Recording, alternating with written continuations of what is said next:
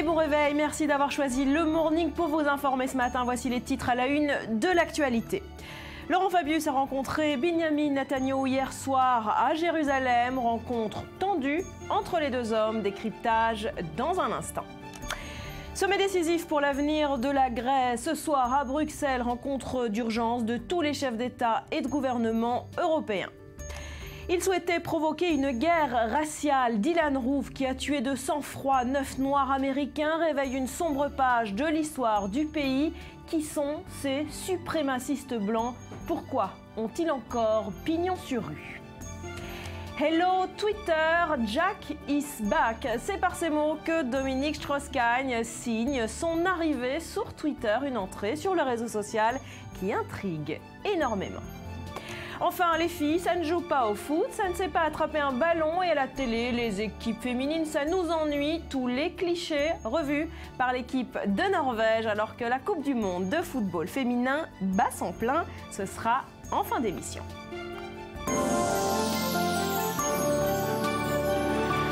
Bienvenue à tous. Avant de développer ces titres, cette information qui vient de nous parvenir, la justice indonésienne rejette le dernier recours du Français Serge Atlaoui, condamné à mort depuis 2007 pour trafic de drogue. Atlaoui est dans le couloir de la mort donc depuis 10 ans. Ce Français âgé de 51 ans, originaire de Metz, a été arrêté en 2005 dans un laboratoire clandestin de production d'ecstasy à Tangerang, ville de la banlieue de Jakarta.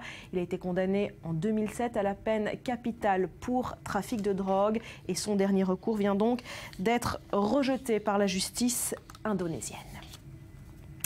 Le chef de la diplomatie française, Laurent Fabius, a donc clos hier soir une tournée au Proche-Orient. Son objectif, reprendre les pourparlers israélo-palestiniens sous une égide internationale et dans un calendrier extrêmement précis. Il a été reçu hier soir par le Premier ministre israélien, Julia Galantia.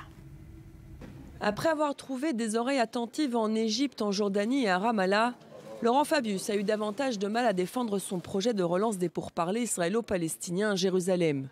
Le Premier ministre israélien a rappelé quelles étaient ses conditions pour une reprise du processus de paix. Je trouve franchement inconcevable que les Palestiniens attendent que l'on reconnaisse un État palestinien alors qu'ils nous refusent le même privilège, reconnaître un État juif.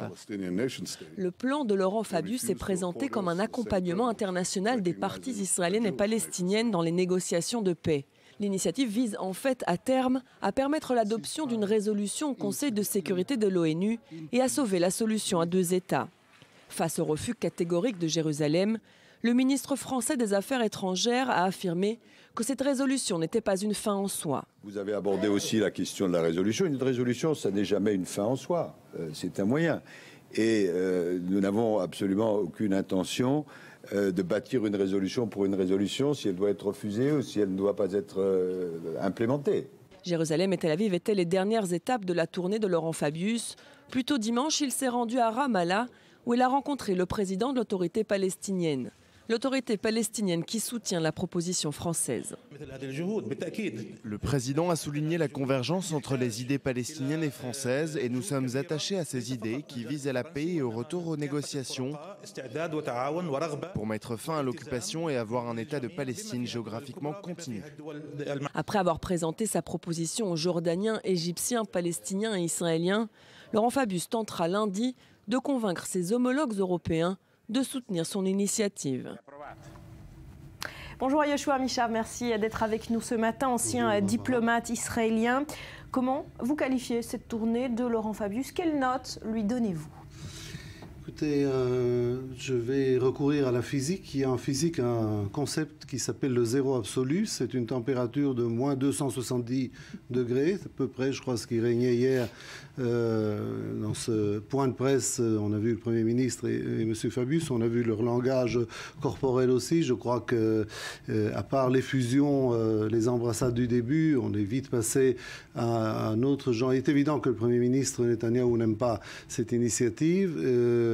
Et je crois qu'on ne peut pas être déçu dans la mesure où il ne fallait pas, je pense que Laurent Fabius lui aussi, c'est pas imaginer qu'à l'issue de sa visite, il y aurait un coup de théâtre spectaculaire et il prendrait Netanyahou et Abou Mazen par la main et devant Jérusalem admirative, l'humanité s'écrierait, voilà, la paix est revenue. Donc je crois qu'il y avait peu d'expectatives et peu de résultats. Est-ce qu'il a quand même commis une maladresse, Laurent Fabius, en s'en prenant à la colonisation israélienne comme seule cause du blocage pour la reprise de ces négociations? Et il l'a fait avant même de poser le pied en Israël, hein. Il l'a fait depuis le Caire, en préambule à cette visite.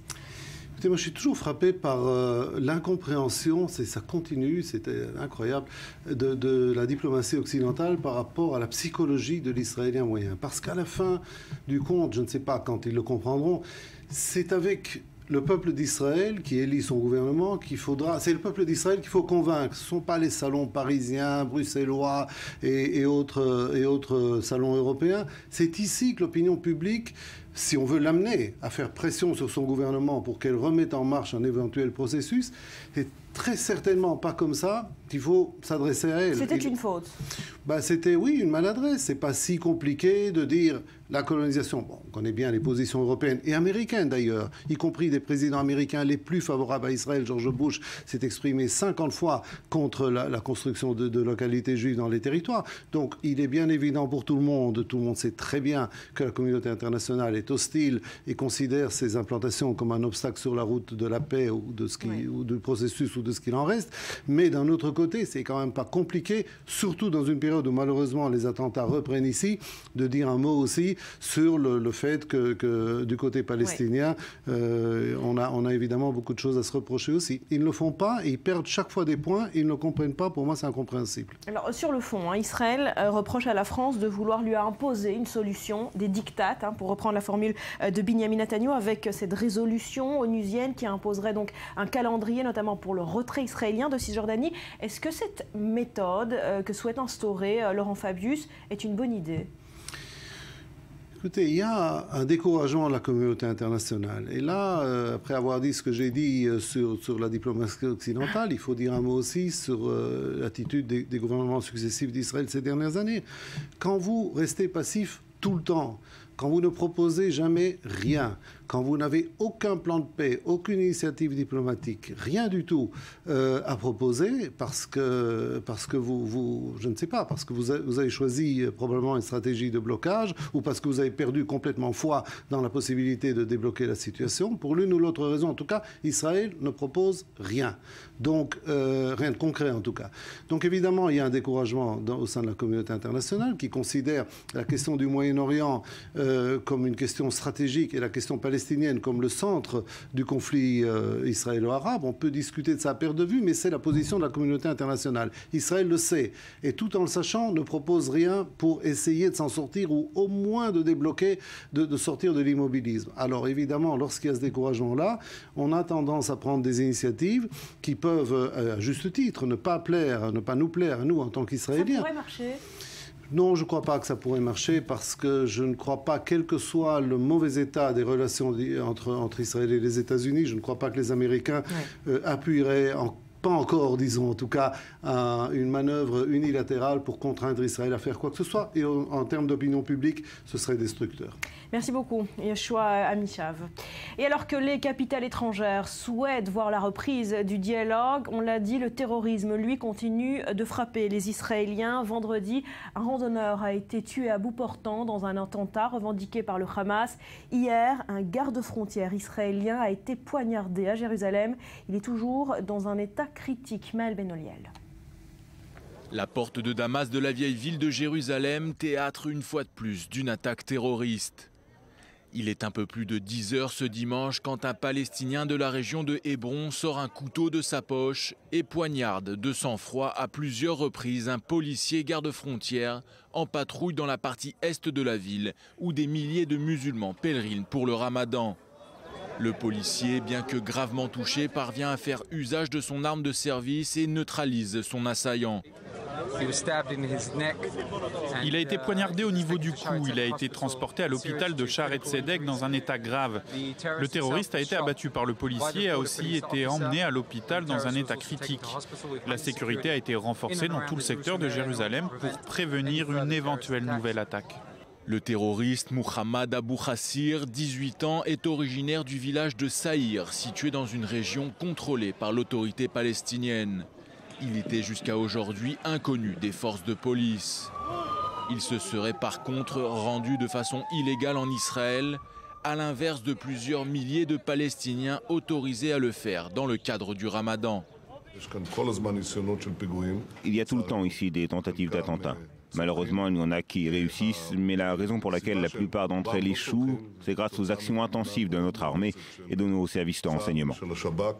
Moins d'une semaine après le début du Ramadan, la tension est à son comble dans la région. Ce nouvel attentat intervient après celui perpétré vendredi après-midi près de la localité de Dolev, dans lequel un Israélien de 25 ans a été tué par balle par un Palestinien. Alors précisément, on va se rendre à Dolev pour tenter de mieux comprendre cet attentat qui s'est joué donc 2 jours plus tôt. Un randonneur a donc été tué à bout portant. Les recherches n'ont pas permis de retrouver le terroriste palestinien. Maxime Pérez s'est rendu sur place. Nous sommes à quelques encablures de Ramallah, dans la région de Benyamin. Plusieurs implantations juives se mêlent au village palestinien. La zone n'est pas réputée sensible. C'est pourtant sur ce sentier difficilement praticable que s'est déroulée l'embuscade qui a coûté la vie à un jeune Israélien de 25 ans, vendredi après-midi. C'est ici qu'un Palestinien a arrêté la voiture pour demander de l'aide. Après avoir parlé quelques instants aux passagers, il leur a tiré dessus à bout portant. Il a tiré de devant et par derrière.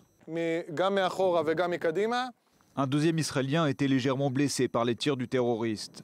Les 2 victimes se rendaient dans ce lac habituellement fréquenté par des randonneurs juifs et arabes. L'attaque a été revendiquée par un mystérieux groupe palestinien du nom de Marwan Kawasme et Amer Abou Aïché, les auteurs de l'enlèvement et du meurtre de 3 adolescents israéliens l'an passé, au carrefour du Gush Etzion. L'armée n'est donc pas seulement à la recherche du tueur, mais d'une cellule terroriste organisée et dangereuse, capable à tout moment de récidiver. Des soldats ont été postés dans ce petit carrefour qui mène au village de Deir Ibzia, où serait retranché le terroriste palestinien et ses complices. Dans l'implantation de Dolev, qui regroupe quelques 300 familles, l'attentat n'a pas affecté la routine et les habitants ne cèdent pas à la psychose.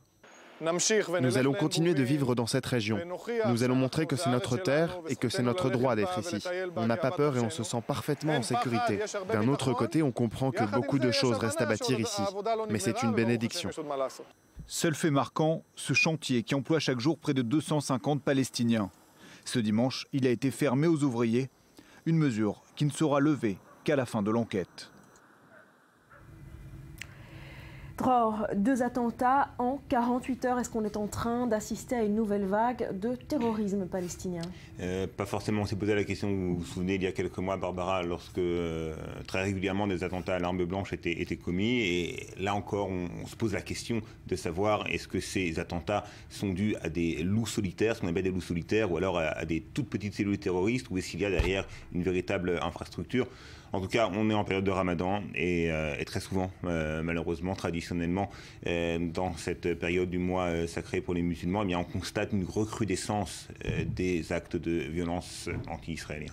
Alors, vague d'attentats ou non, en tout cas, le terroriste responsable de l'attaque hier était membre du Hamas. Est-ce que le mouvement palestinien a un quelconque intérêt à provoquer un regain de tension, un regain de violence? C'est pas certain, parce que si l'on en croit en tout cas les informations, alors est-ce qu'on peut employer le terme d'information, hein, c'est pas confirmé, sur des négociations indirectes entre Israël et le Hamas par l'intermédiaire du Qatar, par l'intermédiaire des représentants de l'ONU au Moyen-Orient, négociations sur l'instauration d'une trêve entre la bande de Gaza et Israël, une trêve sur le long terme.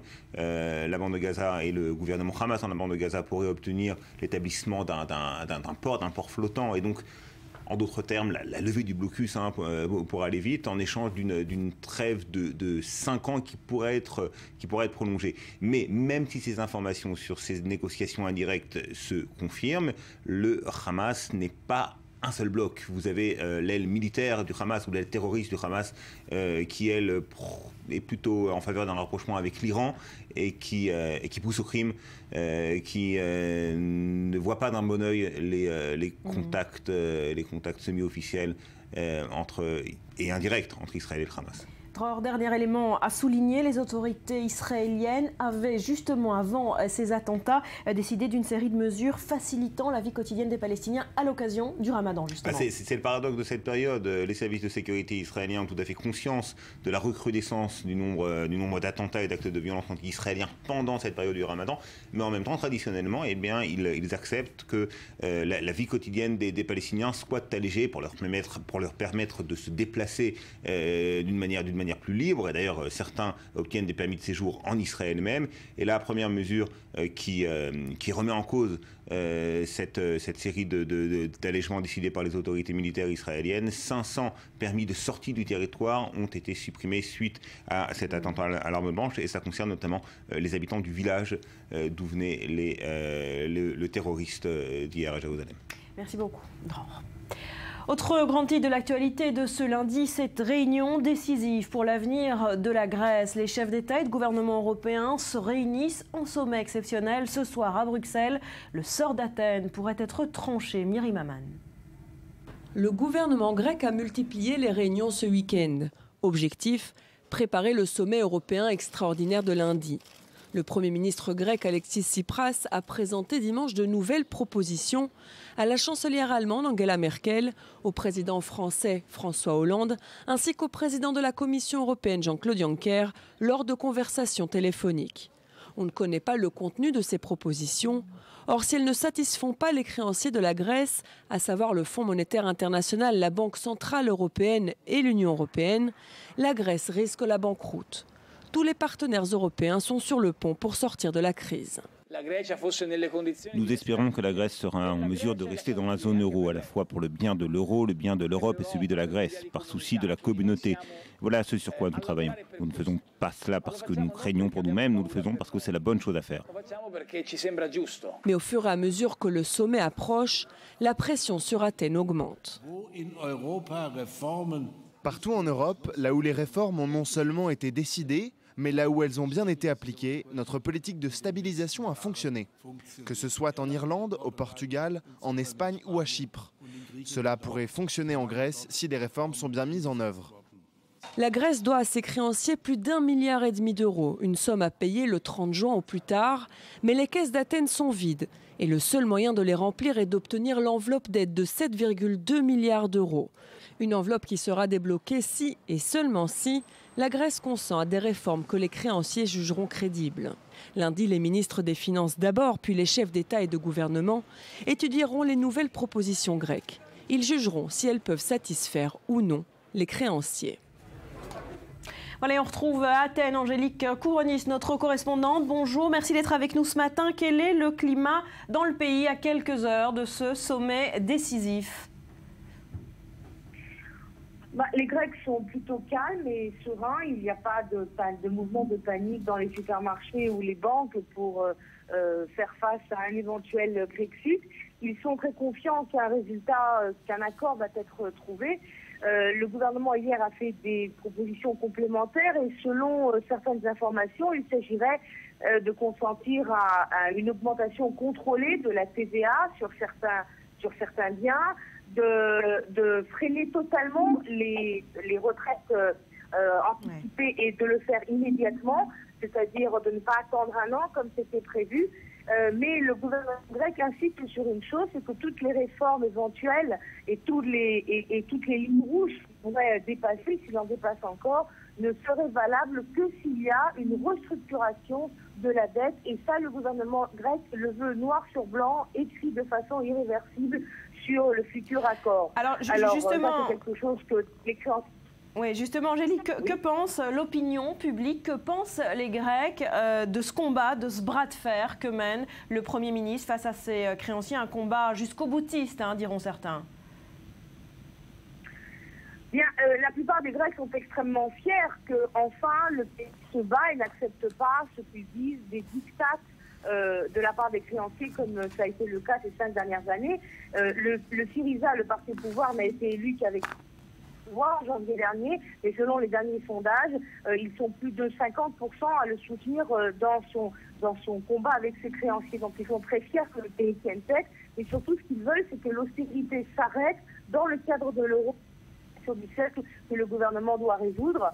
Ils ont peur d'un Grexit, mais ce qui est certain, c'est qu'ils ne veulent pas une austérité. Pour autant, selon ces mêmes sondages, ils sont plus de 70% à vouloir rester dans l'euro. Donc c'est un peu compliqué de trouver une solution à tout ça, mais c'est ce que tente de faire Alexis Tsipras ce soir, et tout le monde est rivé sur les médias, sur les télévisions pour savoir ce qui va se passer. Voilà. Il y a d'autres manifestations d'ailleurs qui sont organisées en Voilà, sommet ce soir à Bruxelles. Merci Angélique. En économie, toujours en France, cette fois, le propriétaire de SFR Numérica, Patrick Drahi, a présenté une offre d'achat de son concurrent Bouygues Telecom pour 10 milliards d'euros. Une offre examinée dans les prochains jours par un conseil d'administration de Bouygues et qui pourrait bouleverser totalement le paysage français de la téléphonie.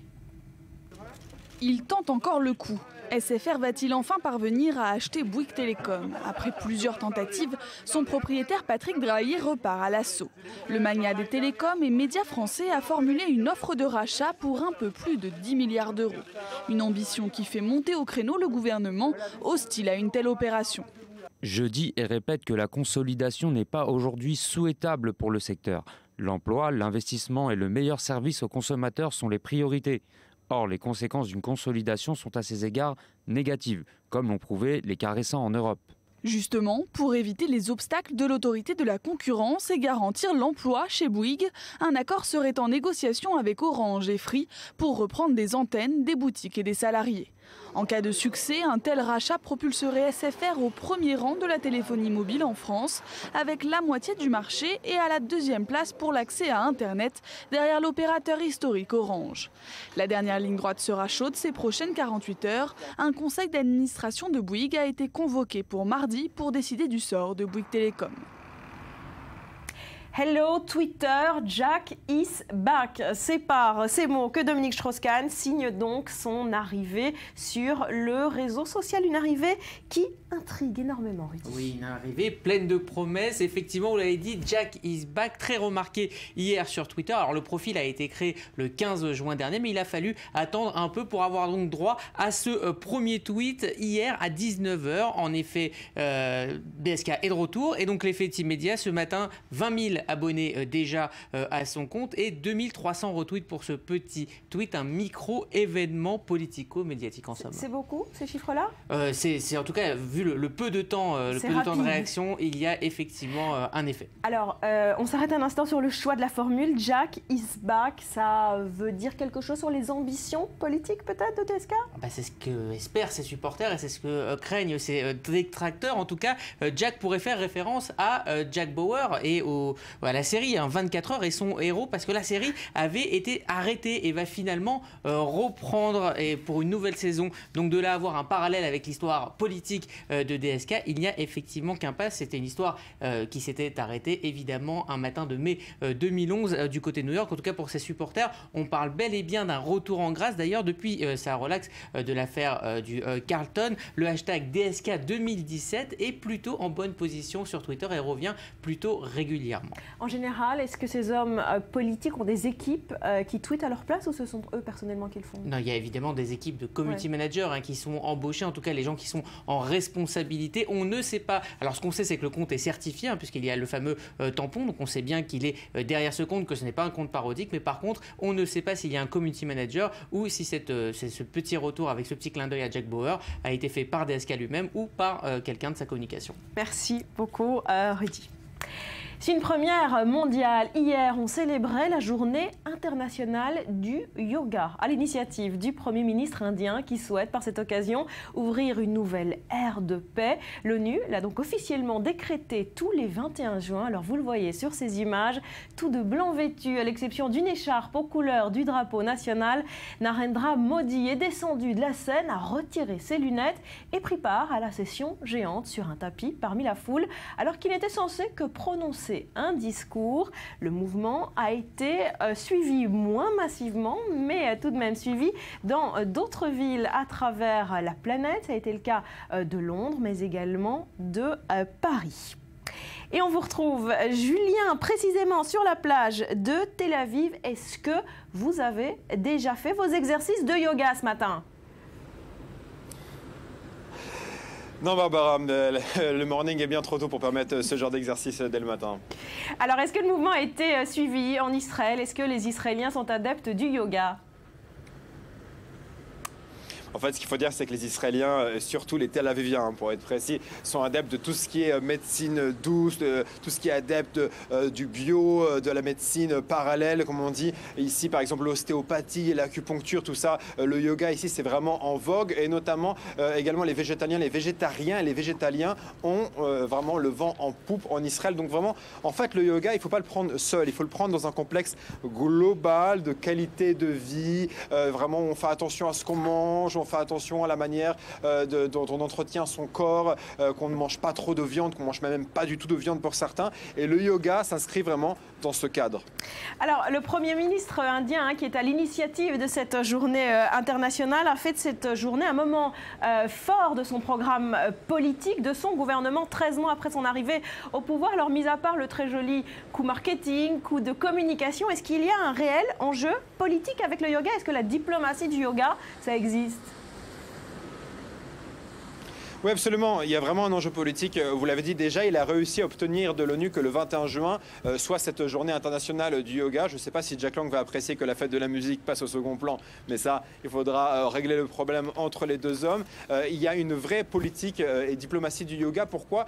D'une part, pour attirer les touristes vers l'Inde, pour attirer vraiment la curiosité des touristes vers les pratiques indiennes, et également pour redonner à la majorité hindoue sa fierté d'être indien, la fierté d'avoir créé finalement des pratiques universelles et millénaires. Et il y a aussi un conflit en Inde entre hindous et musulmans, notamment autour de cette journée du yoga, parce que les musulmans ne se reconnaissent pas dans cette pratique du yoga. Il a même été créé un ministère autour des pratiques comme le yoga. Les fonctionnaires ont été appelés à participer à cette journée mondiale. Donc il y a vraiment un enjeu politique derrière et un enjeu presque nationaliste derrière cette journée du yoga. Merci beaucoup Julien. La diplomatie du yoga, Yeshua, vous y croyez notamment pour cette région du Proche-Orient? Ah bon, j'ai plus aucun doute maintenant. Une belle session de yoga, Benjamin Netanyahu, Abou Mazen, 2-3 collaborateurs et le processus de paix repart. Voilà, et le conflit est réglé. Réglé, non, mais au moins le processus redémarre, il n'y a aucun doute là-dessus. Merci beaucoup. Merci d'avoir été avec nous ce matin. Merci Rudy. À suivre après un nouveau journal. Le Ramadan, vous le savez, a démarré la semaine dernière et on s'intéresse ce matin à une habitude incontournable dans la fête musulmane, les séries télé qu'on dévore en famille dès la nuit tombée. Elles sont nombreuses et créées pour l'occasion. Ce sera donc juste après un nouveau journal qui vous est présenté ce matin par Daniel Atlan. Restez avec nous, ce sera dans 2 petites minutes.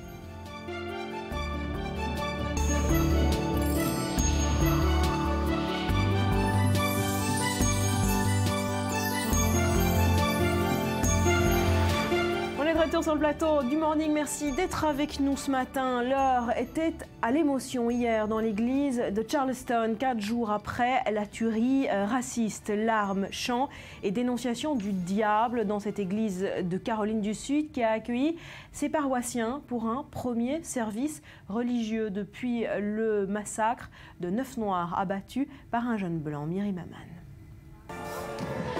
Larmes, chants, tristesse et espoir. L'église de Charleston, en Caroline du Sud, a ouvert ses portes dimanche aux paroissiens pour un premier office religieux depuis la tuerie qui a coûté la vie à 9 personnes. Nous croyons que la prière change les choses.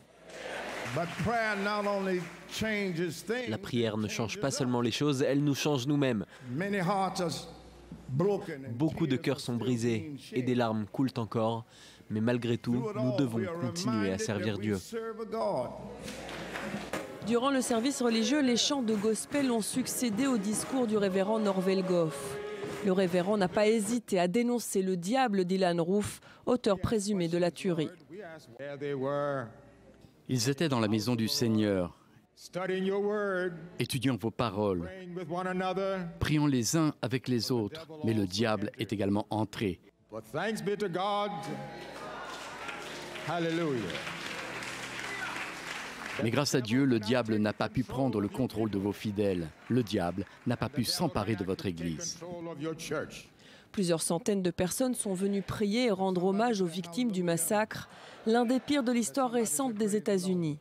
Une foule tellement nombreuse que certains sont restés à l'extérieur de l'église pour un moment de recueillement, mais également de rassemblement après le choc et la colère.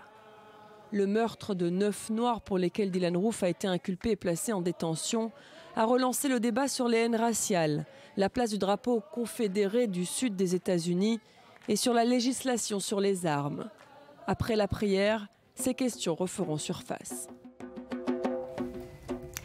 Et 4 jours après la tuerie, on en sait désormais un petit peu plus sur le tueur présumé. Il détenait un blog raciste où on le voit armé, brûlant le drapeau américain et justifiant son crime par sa haine des Noirs. Dylann Roof souhaitait provoquer une guerre raciale. Son geste a réveillé une sombre page de l'histoire américaine.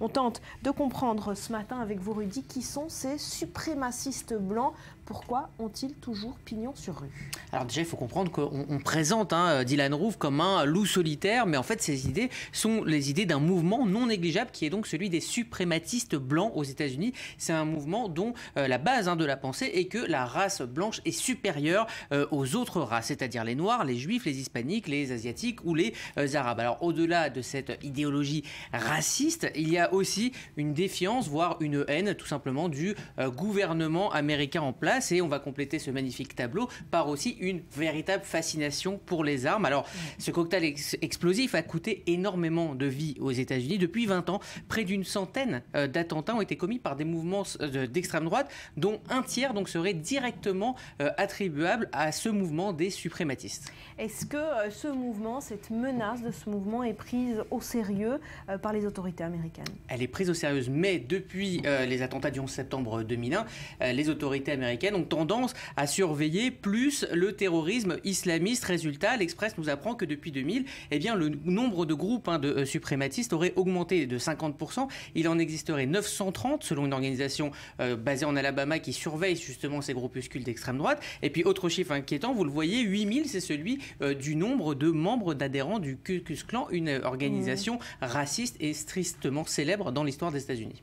Alors on a vu ces derniers jours, à cause de cette tuerie à Charleston, dans le débat sur le drapeau sudiste réapparaît dans le pays alors qu'il flottait toujours sur le gouvernement de Caroline du Sud et qu'il représente ce symbole raciste. Est-ce que ce débat a ravivé une prise de conscience finalement de ce racisme, de cette extrême droite, de cet héritage sécessionniste? Oui, il y a effectivement un débat, mais par contre on ne sait pas si ça va réellement déboucher sur des actes, sur une surveillance plus accrue. Mais quelques exemples que cite l'Express dans son article. Avril 95, 2 vétérans de l'armée américaine font exploser un immeuble, 168 morts à Oklahoma City, 500 blessés. Octobre 2008, 2 jeunes hommes prévoient d'assassiner Barack Obama, candidat noir à la présidence des États-Unis, et de tuer une centaine de Noirs. Heureusement, leur tentative a été déjouée. Puis avril 2009, une tuerie comme il en arrive souvent, un ancien marine tue 3 policiers car il est persuadé que le gouvernement américain est manipulé par les Juifs. Voilà autant d'exemples, il y en a énormément. Il faut, pour finir, rappeler qu'à l'échelle mondiale, le terrorisme dit d'extrême droite est responsable de 17% des attentats dans le monde. Et à titre de comparaison, le terrorisme islamiste, dont on parle énormément, est responsable de 15% des attentats dans le monde. Donc moins, et effectivement, c'est un terrorisme et une mouvance d'extrême droite à ne surtout pas négliger. Voilà pour les États-Unis. Merci beaucoup, Rudy. Direction la Syrie à présent, où la crainte de voir la cité antique de Palmyre détruite par les combattants du groupe État islamique est montée d'un cran ces dernières heures. Les djihadistes ont en effet truffé le site archéologique de mines et d'explosifs. Regardez. La cité antique de Palmyre pourrait-elle disparaître à jamais? L'État islamique, qui détient la ville depuis plusieurs semaines, aurait miné ce site inscrit au patrimoine mondial de l'humanité. C'est en tout cas ce qu'affirme l'Observatoire syrien des droits de l'homme. Les djihadistes sont tristement célèbres pour la destruction irrémédiable de trésors archéologiques en Irak. En avril, une vidéo diffusée sur les réseaux sociaux montrait l'État islamique détruire à coups de bulldozers, de pioches et d'explosifs le site archéologique irakien de Nimroud, joyau de l'Empire assyrien fondé au XIIIe siècle. Il s'en était déjà pris à Hatra, une cité de la période romaine vieille de 2000 ans, et au musée de Mossoul, dans le nord de l'Irak. L'État islamique pourrait cette fois s'en prendre aux joyaux du désert syrien et effacer ainsi un pan entier de l'histoire de la Syrie. Pour l'instant, l'intention des djihadistes n'est pas claire. Ils pourraient se préparer à réduire à néant des siècles d'histoire, mais ils pourraient également avoir miné Palmyre dans le but d'empêcher les forces syriennes d'avancer. Myriam, est-ce que ces informations sont fiables?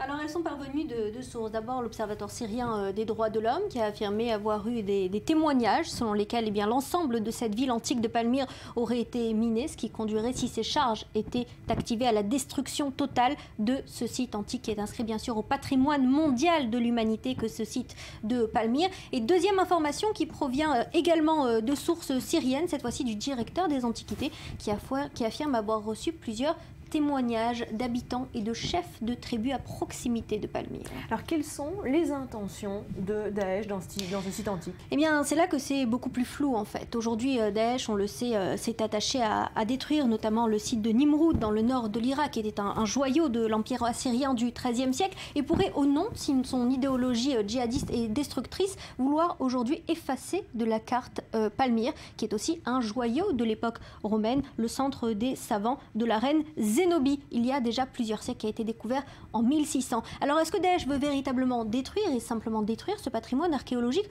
ou bien s'en servir comme un chantage pour tenter de freiner en cas d'une éventuelle contre-offensive les forces syriennes et celles de la coalition internationale? Alors justement, est-ce qu'une contre-offensive est prévue à Palmyre? Eh bien ça dépend de quel côté de la carte est-ce qu'on se dirige. Du côté de Bachar al-Assad, là aussi des intentions plus qu'ambivalentes parce que si Bachar al-Assad dénonce à grands cris aujourd'hui la force de l'État islamique et la menace sur son propre régime, eh bien il ne fait pas grand-chose pour les arrêter, il n'a pas fait grand-chose pour empêcher l'État islamique de parvenir jusqu'à Palmyre. Ils ont pu traverser en toute tranquillité le désert syrien. Du côté de la coalition internationale, c'est beaucoup plus complexe, on a des forces on a des preuves à fournir aujourd'hui au monde comme quoi cette offensive fonctionne bien et là il est beaucoup plus probable qu'une contre-offensive soit en marche depuis l'Irak. Merci Myriam. On reste dans la région avec ce nouvel épisode de la guerre que se livre le pouvoir égyptien et la chaîne d'information qatari Al Jazeera. Un journaliste de la chaîne a été interpellé ce week-end alors qu'il faisait escale à l'aéroport de Berlin. Ce sont bien les autorités allemandes qui ont agi sur demande du Caire, ce qui déclenche une nouvelle polémique. Joseph Emmanuel. C'est la justice allemande qui pourrait décider du sort d'un journaliste. Ahmed Mansour est une vedette de la chaîne Al Jazeera. Il a été arrêté à l'aéroport de Berlin à la demande des autorités égyptiennes. Et elle ne demande rien de moins que l'extradition du journaliste. Un mandat d'arrêt international a été émis par l'Égypte. L'homme de 52 ans avait été condamné par contumace en 2014 par la justice égyptienne. 15 ans de prison. Elle l'accuse d'avoir torturé un homme en 2011, place Tahrir, épicentre de la révolution qui secouait alors l'Égypte.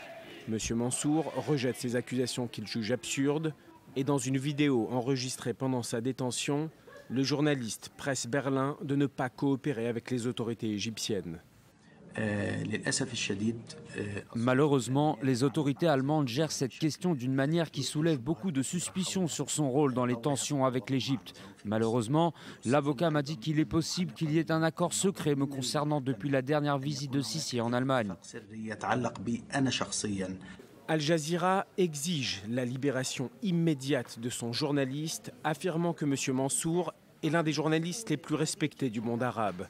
Une cinquantaine de manifestants se sont regroupés ce dimanche à Berlin, devant la prison où est détenu le captif, pour lui faire part de son soutien.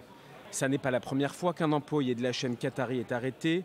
3 journalistes l'étaient en 2013, puis jugés en Égypte, avant d'être finalement relâchés. Le Caire reprochait alors à Al Jazeera, et donc indirectement au Qatar, de soutenir les frères musulmans de Mohamed Morsi, ennemi juré de l'actuel président Al-Sisi. Le Qatar n'a jamais caché ses affinités avec les différents mouvements ou pays salafistes du Moyen-Orient. Il avait été à l'époque le seul État arabe du Golfe à dénoncer l'éviction de Mohamed Morsi. Reste à savoir si dans cette affaire qui présente tous les signes d'une affaire politique, la justice berlinoise jouera ou non le jeu du président Al-Sisi. Le ramadan a démarré la semaine dernière et on s'intéresse ce matin à une habitude incontournable de la fête musulmane, les séries télé qu'on dévore en famille dès la nuit tombée. Elles sont nombreuses et elles sont créées pour l'occasion. Cyril. Vous savez que pendant le Ramadan, les Arabes et les musulmans du monde entier n'ont pas le droit de manger, mais en revanche, qu'est-ce qu'ils dévorent? Les séries télévisées. Les journées du Ramadan, Rudy, sont rythmées par ces fameuses Moussalsalat, ces séries de télé arabes relayées par les chaînes satellitaires dans tout le monde arabe. Il y en a pour tous les goûts. Et cette année, la série la plus attendue, Barbara, Rudy, c'est une série égyptienne intitulée Harat al-Yahoud, comprenait le quartier juif. Ça se passe dans le Caire des années 50. C'est une histoire d'amour entre Ali, un jeune officier militaire égyptien, et Laïla, une jeune fille juive. Les deux filent le parfait amour, sauf que voilà, leur romance va être gâchée par quoi? Eh bien, par d'une part la montée du nationalisme égyptien dans les années 50, et aussi par les tensions communautaires, les tensions intercommunautaires, faudrait-il dire, et les tensions sociales qui sont provoquées par la création de l'État d'Israël en 1948. On regarde un extrait? Allez, c'est parti. الحارة دي اسمها حارة اليهود. كلنا كبرنا وتربينا هنا. وانا من بين بنات العالم كله اخترتها هي. انت ست متدينة وعارفة التوراة بيقول ايه. وأعطى الرب إسرائيل كل الأرض التي حلف أنه يعطيها لآبائهم. واضربوهم حيث ثقفتموهم. انا اخويا المسلم اللي زيي الدين بيقول كده. عيشوا ملح ايه بس اللي انتوا محترمين وانتوا خدتوا البلد اللي لمتكم.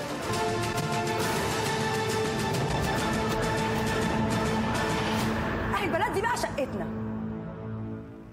Alors voilà, Harat al-Yahoud insiste évidemment sur la nostalgie d'une époque où juifs et musulmans vivaient eh bien, dans une espèce de convivencia andalouse dans le Caire des années 50.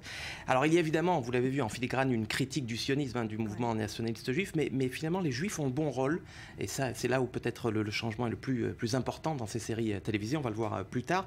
Les grands méchants dans cette série en fait ne sont pas les juifs, ce sont les frères musulmans. On voit bien celui qui appelle les Égyptiens à tuer les fidèles là où ils se trouvent, c'est Hassan al-Banna, c'est le fondateur de la confrérie musulmane égyptienne qui a fondé donc les frères musulmans en 1929. Vous voyez donc que paradoxalement aujourd'hui les juifs ont plutôt le bon rôle, et c'est une série qui veut dépeindre finalement une Égypte cosmopolite, une nouvelle Égypte au fond, celle d'Abdel Fattah al-Sisi, qui de son propre aveu a grandi lui aussi dans le quartier de Harat el-Yahoud où juifs, chrétiens et musulmans vivaient en bonne intelligence dans les années 50. Peut-être nostalgique de cette époque. Alors vous le disiez, c'est assez surprenant parce que de coutume, d'année en année, ces fameuses séries créées pour le Ramadan ne sont pas très flatteuses à l'égard des Juifs et d'Israël. Et c'est le moins qu'on puisse dire. Elles véhiculent bon nombre de poncifs antisémites. On se souvient notamment du feuilleton égyptien en 2002, Le Cavalier sans monture, qui avait été repris en 2012 justement par la chaîne de télévision Al-Tahrir et qui était directement inspiré des protocoles des sages de Sion, ce grand classique de la littérature antisémite, ce faux qui avait été publié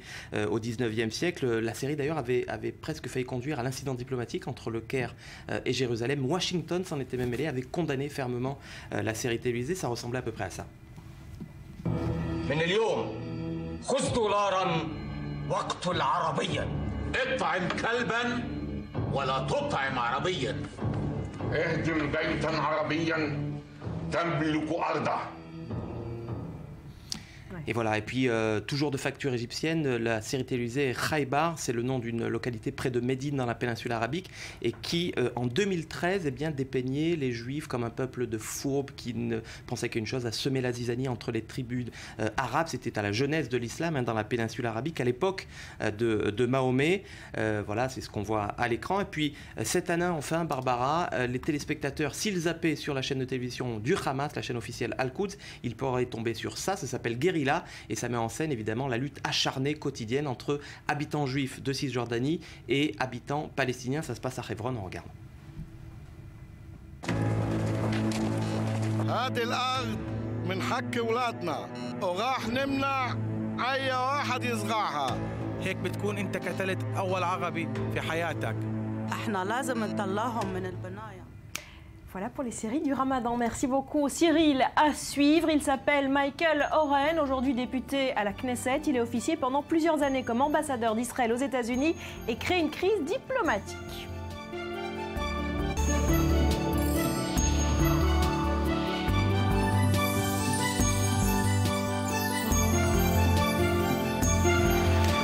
Merci d'être avec nous sur le plateau du Morning. L'Allemagne est devenue en 10 ans l'Eldorado d'une certaine jeunesse israélienne, une jeunesse désillusionnée qui cherche à s'éloigner des guerres et des difficultés à boucler les fins de mois. Une question leur est tout de même particulière: comment, sans trahir la mémoire de la Shoah, s'intégrer dans cette Allemagne de 2015, génération Tel Aviv-Berlin? C'est un reportage de Yoram Lieberman pour i24 News.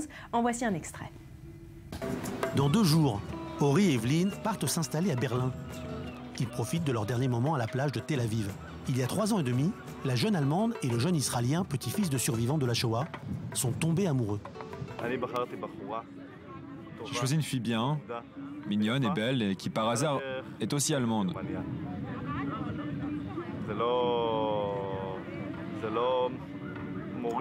Ça n'enlève ni ne rajoute rien, ça fait partie de mes interrogations, de déménager ou pas à Berlin. Est-ce que tu serais capable de vivre là-bas? Et la réponse est oui et non. À la seconde où nous sommes éloignés de la côte et nous avons vu Israël derrière nous, j'ai eu un petit pincement au cœur, tout mignon. Berlin, l'un des centres culturels de l'Europe, une ville qui attire des gens du monde entier. Parmi cette population cosmopolite, on estime à près de 17 000 les Israéliens qui y vivent. Doron et Amir ont déménagé dans la capitale allemande il y a quelques années. Ils ont ouvert ensemble une librairie, Topics, un concept provocateur à l'image de la culture hipster de la ville. Il n'y a pas un endroit plus pertinent dans le monde pour vendre Mein Kampf. Regardez, vous lisez sur les nazis, encore les nazis, et vous n'avez pas le droit de lire l'original. Quoi, ça vous fait peur? Lisez l'original. Ça fait partie de l'histoire allemande. Nous sommes juifs, donc ça fait partie de notre histoire à nous aussi. Les nazis vont venir chez des juifs pour acheter Mein Kampf. C'est ça qui est drôle dans l'histoire. Les juifs viennent pour te vendre Mein Kampf. Et toi, tu l'achètes. Ce sont les juifs qui vendent Mein Kampf. Nous retrouvons Ori et Evelyne, aujourd'hui installés dans la capitale allemande.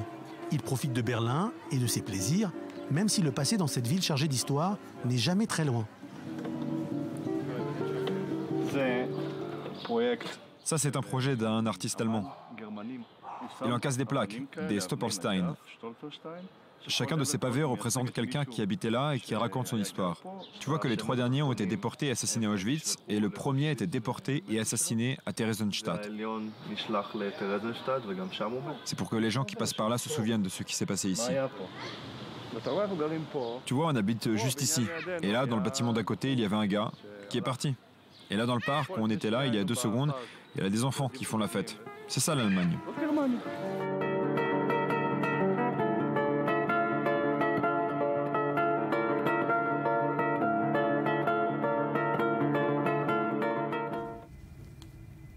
Voilà, et vous pouvez retrouver l'intégralité de cette histoire ce soir dans l'émission Reportage avec Stéphane Calvo. Ce sera juste après le Grand Direct. Voilà, il est l'heure de jeter un coup d'œil aux grands titres des journaux du Moyen-Orient ce matin. Cyril, on démarre avec la presse israélienne qui revient largement sur cet attentat au couteau hier à Jérusalem. Et oui, avec ce policier israélien grièvement blessé, dont le Israel Hayom salue ce matin l'héroïsme et la bravoure. Le journal, qui vous le voyez, reproduit en une les images des caméras de surveillance qui ont immortalisé la scène hier. À l'intérieur du cercle rouge, c'est l'assaillant palestinien au sol, blessé par le policier qui lui est à l'intérieur du cercle vert, titubant, et qui a réussi à sortir avant de s'effondrer son arme pour tirer sur son agresseur et le blesser à son tour. Touché au cou, il tire sur le terroriste. Voici le titre choisi par nos confrères du Maariv ce matin, le tabloïd israélien qui publie la photo de l'objet du crime. Vous le voyez en bas à droite de votre écran, un cran d'arrêt de 30 cm. C'est le 2e attentat en 48 heures, s'alarme le journal. Il faut bien le reconnaître, écrit Alon Ben David, le spécialiste des questions militaires dans le journal. Eh bien, Israël n'a toujours pas de parade pour lutter contre ces loups solitaires. Quand un couteau ou un simple tournevis se transforme en arme mortelle, difficile de déjouer ce genre d'attentat. Et puis, par la force, ils n'obtiendront rien. Voici le titre de l'édito du très patriotique Chaim Shain dans les colonnes du journal conservateur Israël Hayom. La meilleure réponse au terrorisme, c'est de renforcer la présence juive sur l'ensemble du territoire israélien. Voilà ce qu'écrit Chaim Shain ce matin dans le Israël Hayom. Le Haaretz, lui, tempère. Il faut agir et vite pour que la situation ne dégénère pas. L'assassinat vendredi d'un randonneur israélien, puis l'attaque au couteau d'hier à Jérusalem font remonter à la surface ce que le gouvernement israélien souhaite oublier Mais plus grave encore, faire oublier aux Israéliens l'accalmie dans les territoires est toute relative et à tout moment, la grande instabilité sécuritaire peut ressurgir en Israël et dans les territoires palestiniens. Alors pour éviter que la situation ne dégénère, l'éditorialiste appelle le gouvernement à promouvoir un règlement avec l'autorité palestinienne et surtout à offrir un horizon économique aux habitants de la bande de Gaza. Voilà, et c'est justement vers Gaza qu'est en train de se diriger une nouvelle flottille internationale. Objectif, briser le blocus sur l'enclave palestinienne. Et voilà, c'est 5 ans après la tentative avortée de la flottille turque du Marmara, c'est donc au tour du Marianne, un navire qui, vous le voyez, pavillon suédois, de lever les voiles vers la bande de Gaza. À son bord, des militants pro-palestiniens, mais aussi un député de quelle nationalité ? Israélienne, figurez-vous.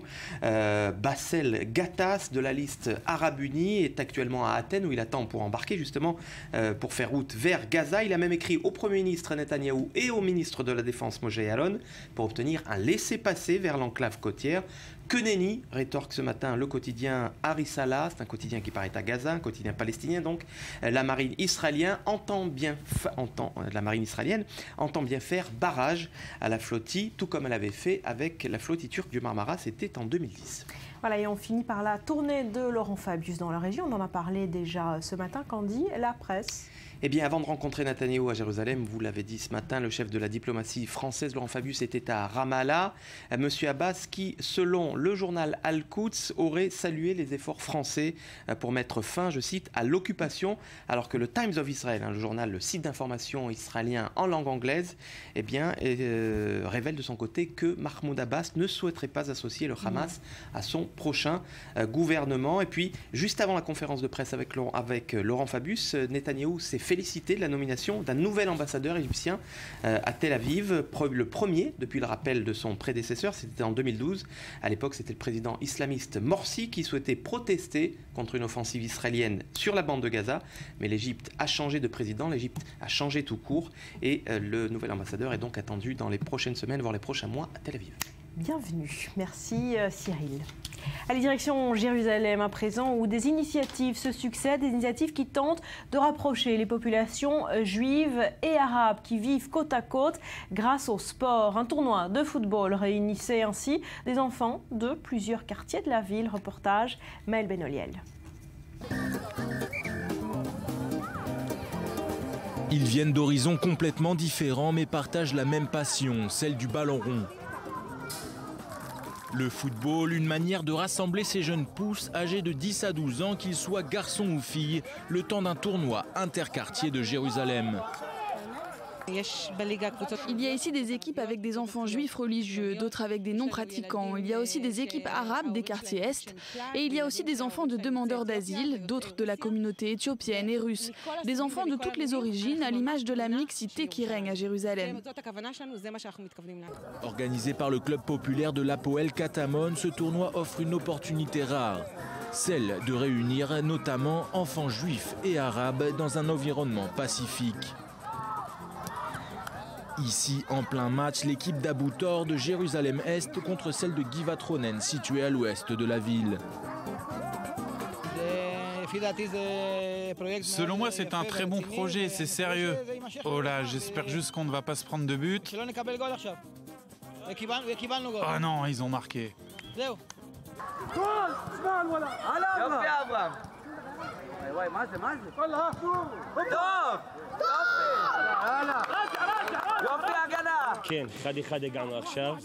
Oui, on vient de marquer, c'est bien. Givat Ronen, c'est une bonne équipe avec de bons joueurs. Comme on dit ici, le football, c'est un langage universel. Pas besoin de savoir parler arabe, hébreu ou anglais, ni français. Tout le monde parle football ici. Un partout, score final, on se serre la main, ce qui n'a pas été le cas lors du dernier tournoi. C'est pas grave, c'est comme ça, on gagne pas à tous les coups. Du moment qu'on s'amuse, c'est le plus important. Ouais, mais la dernière fois, on n'a pas été correct. Nous avons gagné, mais nous ne leur avons pas serré la main après le match. Et ça a créé une confrontation juif contre arabe. Du coup, après ça, on leur a proposé de jouer un autre match et on s'est excusé. Et on leur a donné notre trophée, on leur a serré la main. Le foot est un jeu, tu gagnes ou tu perds. C'est un super jeu où on doit marquer plus de buts que l'autre. Mais à la fin, on est tous copains.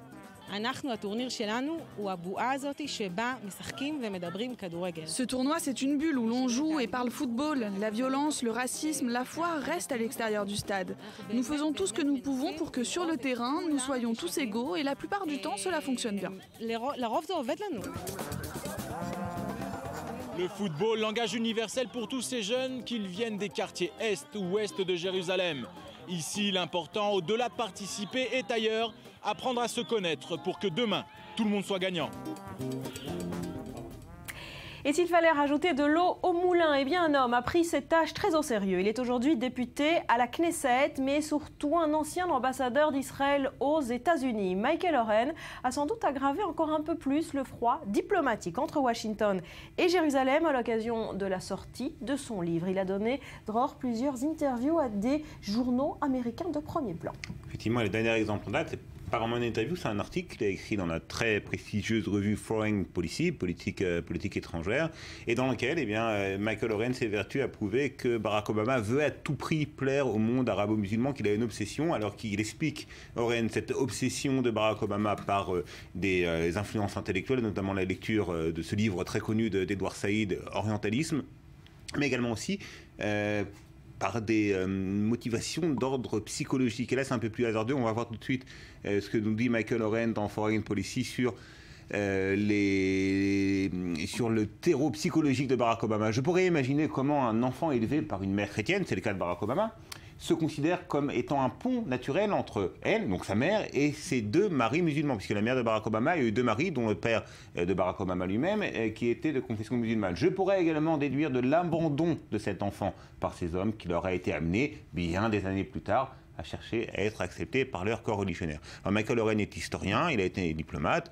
Est-ce qu'il est psychologue? Est-ce qu'il peut se permettre ce genre d'explication? Pourquoi pas? En tout cas, ça fait couler beaucoup d'encre à Washington. Dans une autre interview, il a expliqué aussi pourquoi Barack Obama aurait, selon ses mots, lâché l'État d'Israël. Est-ce que ces déclarations ont des conséquences diplomatiques sur les relations entre ces deux pays? Il y a une sensation de multiplication des interviews et des articles que Michael Oren donne ces derniers temps. Il vient de faire paraître un livre sur son expérience d'ambassadeur israélien à Washington. Donc, il fait la promotion de ce livre, une promotion assez agressive. Ouais. Et effectivement, dans l'une de ses interviews, il a reproché à Barack Obama d'avoir abandonné Israël et d'avoir renoncé à deux principes sacro-saints des relations israélo-américaines. On n'étale pas le linge sale, on est en dehors de la famille, c'est-à-dire que s'il y a des désaccords, ils doivent rester discrets et ne pas s'étaler au grand jour. Et puis surtout, les Américains et les Israéliens ne doivent pas se surprendre les uns et les autres dans le cadre des relations diplomatiques. Or, Oren reproche à Obama et à son administration d'avoir surpris et d'avoir surpris dans le mauvais sens du terme les Israéliens à plusieurs reprises sur le dossier israélo-palestinien et aussi sur le dossier, bien évidemment, du nucléaire iranien. Benjamin Netanyahu ne s'est pas détaché de son ancien ambassadeur. Non, en tout cas, l'ambassade américain à Jérusalem a demandé à Benjamin Netanyahu de s'expliquer, peut-être même de s'excuser. Netanyahu a refusé de le faire. Merci Dror. Direction à présent le musée d'Israël à Jérusalem qui renferme l'une des plus fabuleuses découvertes du XXe siècle. Il s'agit des manuscrits de la mer Morte, véritable joyau archéologique. David Bombard. 1947, nous sommes à Qumran, sur les hauteurs de la mer Morte. Un berger bédouin, Mohamed Eddib Hassan, a perdu l'une de ses bêtes. Il pénètre dans une grotte isolée où il trouve des grandes jarres. Il est loin de se douter qu'il est à l'origine de la plus grande découverte archéologique de son temps. Dans ces récipients enroulés dans du tissu, des parchemins en cuir. Datant pour certains du IIIe siècle avant Jésus-Christ, ils sont extrêmement bien conservés. Notre sympathique berger va vendre ces 7 rouleaux à un antiquaire de Bethléem. C'est alors qu'un archéologue réputé, l'israélien Eleazar Souknik, qui saisit l'importance de ces parchemins, parvient à en racheter 3. Les 4 autres sont acquis par l'église orthodoxe syrienne et envoyés aux États-Unis. Ce n'est que 6 ans plus tard que le fils d'Eleazar Souknik, Igal Yadin, les retrouve et les renvoie à Jérusalem. Le fils accomplit la destinée de son père. C'est une histoire digne de la Bible. Et ce n'est qu'un début. Jusqu'en 1956, ce sont des dizaines de grottes qui sont mises à jour et dans 11 d'entre elles, des centaines de rouleaux. C'est un trésor considérable qui est trouvé, environ 850 rouleaux et 15 000 fragments, la plupart en hébreu, mais aussi en araméen et en grec. On y trouve le plus ancien texte biblique en hébreu connu à ce jour, le fabuleux livre d'Isaïe A, rédigé au IIe siècle avant Jésus-Christ, 54 colonnes calligraphiées sur 17 feuilles de cuir cousues l'une et l'autre sur plus de 7 mètres. En 1947, lors de la première découverte, Qumran est en territoire transjordanien, la Jordanie d'aujourd'hui. Celle-ci n'a eu de cesse que de réclamer la trouvaille. En vain, Israël déclare que ces manuscrits font partie du patrimoine juif et en 1965, certains extraits sont exposés dans le flambant neuf sanctuaire du livre au musée d'Israël. Si en quelques années l'essentiel de ces parchemins sont décryptés, leur publication tarde. Heureusement, une collaboration entre Google et le musée a permis de scanner l'ensemble des manuscrits disponibles sur Internet. Alors, archéologues amateurs, à vos loupes.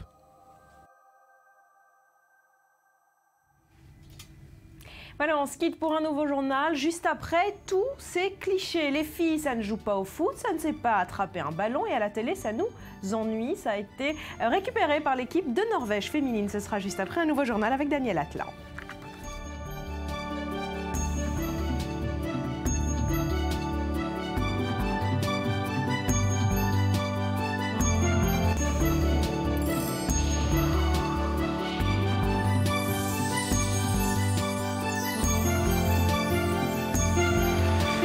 Merci d'être avec nous sur le plateau du Morning. On va parler cinéma d'animation dans un instant, mais également sexisme dans le monde du foot. Mais pour le moment, on parle de l'un des jeux de plage. Et oui, c'est l'été les plus populaires en Israël.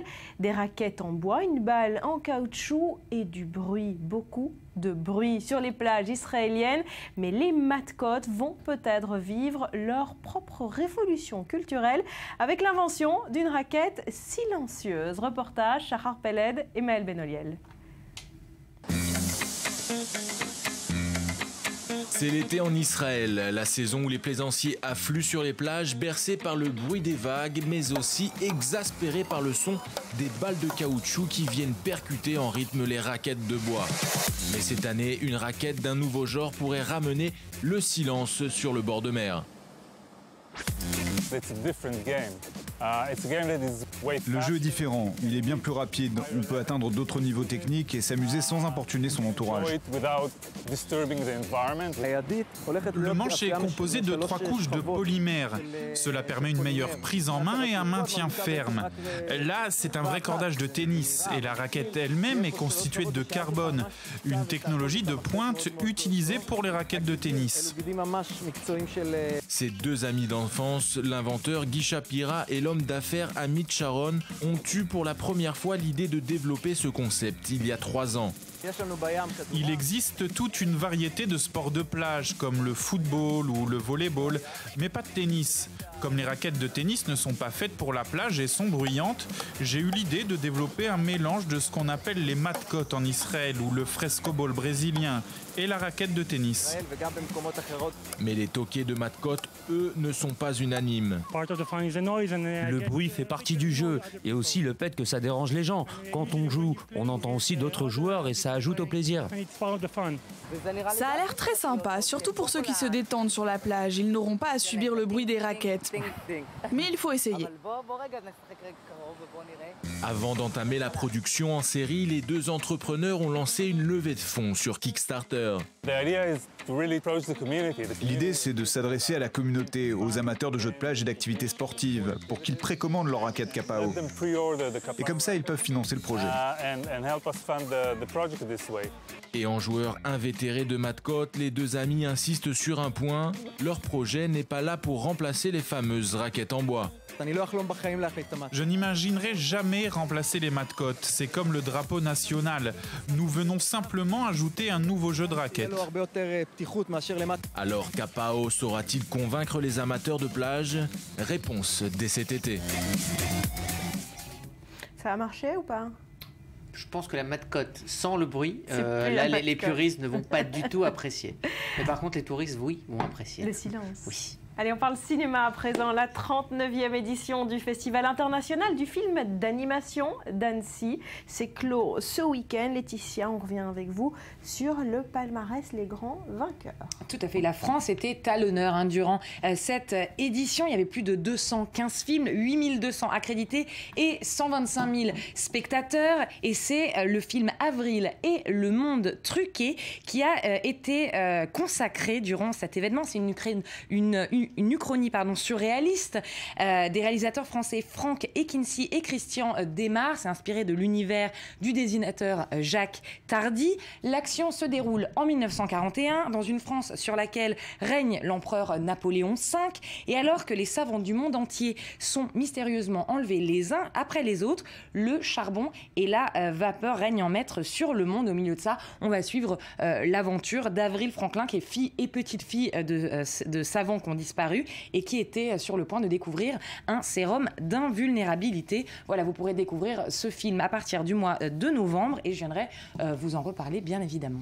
Et puis la France décroche aussi le prix du public, Dancy. Voilà, tout à fait, avec un autre film, donc Tout en haut du monde, une épopée épique de Rémi Chaillet. C'est une première réalisation pour Rémi Chaillet et ça raconte le voyage aux confins de la banquise d'une jeune aristocrate russe pour retrouver son grand-père explorateur. Et là, j'ai des images, regardez.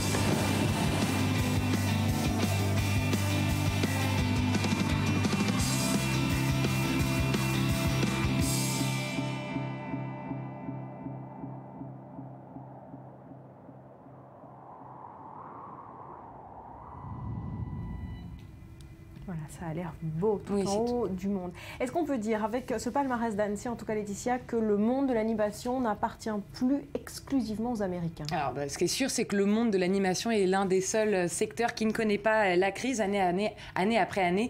Sa part de marché augmente dans le monde. Dans les années 90, effectivement, le cinéma, l'animation américaine avec Disney, Pixar ou DreamWorks était en haut du sommet. Mais voilà que la France vient lui faire concurrence à présent. Et même s'unir aux studios américains. C'est d'ailleurs grâce à cette association que des films comme Les Mignons vont exister. D'ailleurs, Les Mignons vont débarquer sur nos écrans au mois de juillet. Ils étaient déjà présents à Annecy, ça a créé l'événement. On va les découvrir ensemble, ces Mignons, dans la bande-annonce des Mignons.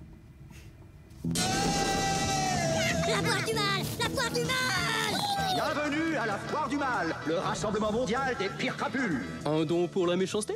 Pas mal. Et vous, un don pour la méchanceté? Hello! La la la la la la. Hein? Ce n'est ni un don ni de la méchanceté. Ah. Mesdames et messieurs, faites un triomphe à celle que nous attendons tous, Scarlett O'Marquise! N'est-ce pas merveilleux d'être méchant?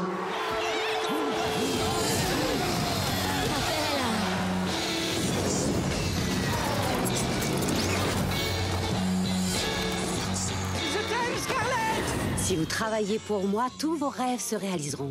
Respect, pouvoir. Banana! Banana! Waouh, ces types sont survoltés! Je vais les calmer en leur racontant une petite histoire.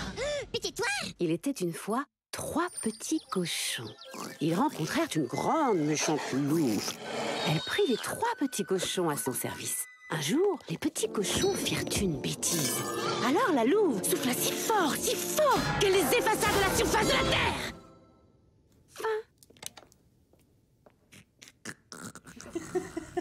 Voilà, Les Mignons, ça sort le 8 juillet. J'ai hésité à faire toute ma chronique en les imitant, Les Mignons, mais vous n'auriez pas compris grand-chose. Non, vous auriez dit Les Mignons, ça vous inspire. Oui, non, mais surtout, je voulais dire qu'il y a de très très bonnes écoles en France, et surtout pour ça, c'est-à-dire qu'il y a beaucoup de Français qui vont partir aux États-Unis pour travailler, les étudiants de Supinfocom ou encore des Gobelins, qui sont parmi les meilleurs du monde. Voilà pour ce monde de l'animation. Merci Laetitia.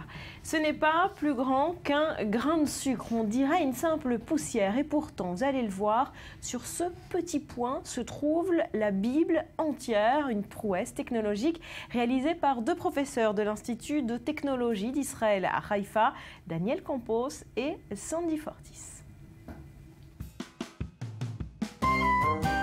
À première vue, on dirait un simple porte-bonheur décoratif. Et Et pourtant, ce minuscule objet a fait les unes des journaux du monde entier lorsqu'il a été offert par Shimon Peres, l'ancien président de l'État d'Israël, au pape Benoît XVI en visite en Israël en 2009. Ainsi fut créée Nano, la plus petite Bible au monde. Une prouesse technologique conçue et créée par le professeur Uri Sivan et le docteur Ohad Zohar de l'Institut de nanotechnologie Russell Berry du Technion, l'éminent institut de technologie d'Israël situé à Haïfa. La Nano Bible, une petite lamelle carrée de 4,7 mm de côté, à peine la taille d'un grain de sucre. Dans chaque petite lamelle, en silicone, on trouve les 27 livres du Nouveau Testament. Les lettres mesurent 1/18 millionième de mètre de largeur et ne peuvent être lues qu'au microscope. À titre de comparaison, cela revient à réduire la taille de la planète Terre à celle d'une olive. Mais quel en est l'intérêt? Selon ses créateurs, une telle technologie est une révolution pour l'industrie de la joaillerie, mais ce concept ne serait-il pas trop commercial? Une telle technologie n'aurait-elle été créée que pour répondre aux désirs de personnes superstitieuses et ultra-religieuses? Manquerait-elle d'aura, d'envergure? Outre les juifs et les chrétiens, les musulmans vont-ils eux aussi désirer posséder leur mini-Coran et les bouddhistes leur minuscule Bhagavad Gita? Ce procédé illustre en fait l'évolution technologique de la Bible hébraïque depuis l'Antiquité jusqu'à la période postmoderne. L'exposition de la Nano Bible représente une convergence fascinante entre l'histoire, la culture et la science dans ce qu'elle a de plus pointu. Elle est le point de rencontre entre la terre de la Bible et la nation start-up. L'exposition « Ainsi fut créée Nano, la plus petite Bible au monde » s'achèvera le 31 décembre 2016. Vous avez encore tout le temps de la voir et surtout, pas besoin d'apporter votre propre loupe.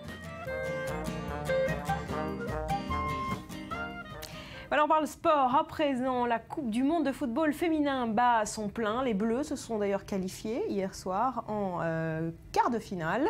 Rudy, une vidéo qui dénonce les clichés sexistes justement du monde du football féminin fait le buzz en ce moment sur Internet. Oui, alors avant on va revenir sur cette victoire de l'équipe de France. Les téléspectateurs, on aura les chiffres dans quelques minutes, mais devaient être très nombreux devant leurs écrans pour voir la victoire des Bleus 3-0 face aux Sud-Coréennes, ce qui va nous offrir un quart de finale palpitant entre la France et l'Allemagne. Ce sera vendredi. Et donc cette Coupe du Monde crée un véritable engouement. On découvre réellement le football féminin. Et bien les footballeuses norvégiennes ont joué le rôle d'une vidéo, ont joué le jeu plutôt d'une vidéo qui est très drôle. C'est un faux documentaire dans une émission qui s'appelle Documentram, un peu une sorte de Gorafi mais en version télévision, qui présente finalement les joueuses comme complètement nulles. Alors tous les clichés y passent avec un humour bien scandinave, et donc les joueuses de l'équipe de Norvège qui sont actuellement au Canada ont joué le jeu de ces fausses interviews. Le Huffington Post a composé les meilleurs moments, et on regarde ça tout de suite. I årevis har de kjempet imot, men nå erkjenner de at fordommene er sanne. Vi er helt ræva. Vi suger rett og slett. Det jeg sliter mest med er at jeg tar ballen ganske mye med hendene. Glemmer meg litt, og så bare, shit, hens. Trikserekorden min er 25, men det er med ballong da. Offside, det er noe med at man ikke kan få ballen bak ved... Katrine Dekkerhus omtales gjerne som en av Norges vakreste fotballspillere. Nå innrømmer hun at det har vært et problem. Jeg spilte på et veldig bra lag før, men så måtte jeg bytte klubb fordi det var så mange som ble forelsket i meg da. Så da fikk jeg panikk, jeg visste ikke hva jeg skulle gjøre, så jeg byttet lag da. Bak her? Nei, vent da. Det er lesber overalt, det kryr, det er liksom... Ja.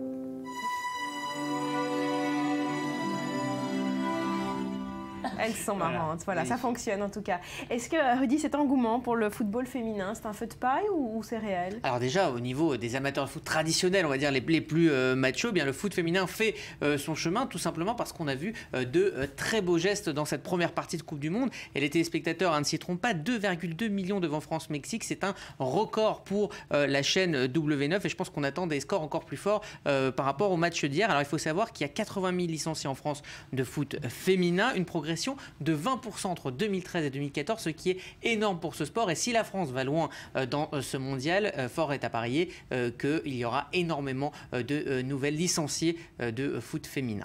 Merci Rudy. Voilà, et on va terminer cette émission tout en zénitude avec ces images. Une première mondiale. Hier, on célébrait la journée internationale du yoga, l'initiative du Premier ministre indien qui souhaite par cette occasion ouvrir une nouvelle ère de paix. Eh bien, l'ONU l'a officiellement décrété tous les 21 juin. Vous le voyez, tout de blanc vêtu, à l'exception d'une écharpe aux couleurs du drapeau national. Eh bien, Narendra Modi est descendu de la scène, a retiré ses lunettes et pris part à cette session géante sur un tapis parmi la foule. Voilà pour le yoga en Inde, un mouvement qui a été suivi un peu partout dans le monde, à Tel Aviv également, où on vous retrouve. Julien, Baloul, est-ce que vous avez fini vos exercices de yoga? Vous avez eu le temps de les faire là? Oui, là j'ai eu le temps de les faire en effet. Juste il y a un instant, il y avait une monitrice, comme on peut dire, une instructrice de yoga qui était ici, qui a fait de grands mouvements. Alors je l'ai regardé avec beaucoup d'admiration, je vous avoue, devant sa souplesse. Je ne me suis pas risqué parce que je suis en jean, en chemise, donc je ne me suis pas risqué. En tout cas, elle avait l'air de bien maîtriser la chose. Alors est-ce que la journée a été suivie en Israël ? Oui, bien sûr, la journée a été suivie, mais en fait, on n'a pas attendu le 21 juin 2015 pour s'y mettre en Israël. Le yoga est très présent. Elle me disait il y a un instant qu'il y a des dizaines de milliers d'adeptes en Israël qui viennent et ses élèves lui disent tous à quel point le yoga a changé leur vie. Mais ce qu'il faut noter, c'est ce que je vous disais aussi tout à l'heure, ce qui est important de noter, c'est que le yoga s'inscrit dans le cadre d'un mouvement plus général en Israël, d'une recherche, si vous voulez, du bien-être, du mieux consommer, de faire attention à son corps. Donc c'est un mouvement qui est plus global en Israël. Merci beaucoup Julien. Une petite pause pour se quitter quand même. Un petit chat, croissant de lune, singe, ça vous dit? Vous êtes calé. Non? Bon, ça va Sana.